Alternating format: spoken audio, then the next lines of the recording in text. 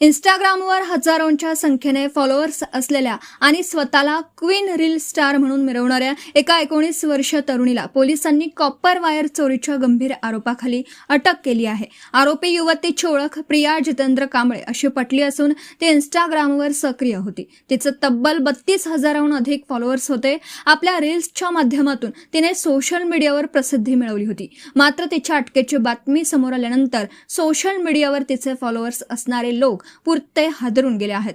Copper वायरची चोरी केल्याची कबुली.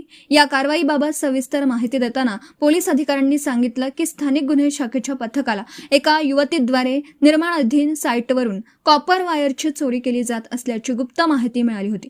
या माहितीची दखल घेत पोलीस निरीक्षक सुधाकर बावकर यांच्या नेतृत्वाखालील विशेष पथकाने सापळा रचला आणि बुधवारी एका शाळेच्या परिसरातून संशयित प्रिया कांबळे हिला ताब्यात घेतलं. पोलिसांच्या प्राथमिक चौकशीमध्ये प्रियाने आपण प्रकाशनगर परिसरातील बुद्धविहार जवळ असलेल्या एका निर्माणाधीन साईटवरून कॉपर वायरची चोरी केल्याची कबुली दिली आहे.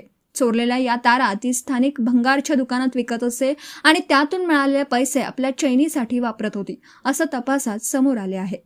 41,000 रुपये रोख रक्कम जप्त. पोलिसांनी या कारवाई दरम्यान आरोपी तरुणीच्या ताब्यातून 41,000 रुपये रोख रक्कम जप्त केली आहे. तपास अधिकाऱ्यांना असा ठाम विश्वास आहे की ही रक्कम तिने चोरी केलेले कॉपर वायर भंगार दुकानदारांना विकूनच कमावली होती.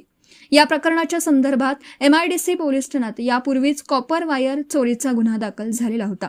प्रिया कांबळेच्या अटकेनंतर या गुन्ह्याचा तपास अधिक वेगाने सुरू असून तिला पुढील कायदेशीर कारवाईसाठी MIDC पोलिसांच्या ताब्यात देण्यात आला आहे.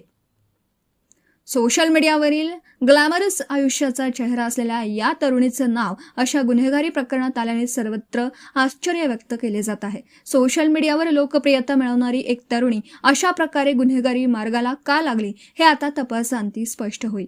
या धक्कादायक प्रकरणाने लातूरमध्ये चर्चेला उधाण आलं असून पोलीस आता या प्रकरणाशी संबंधित सर्व दुवे तपासत आहेत. Subscribe now and press the bell icon. Never miss an update.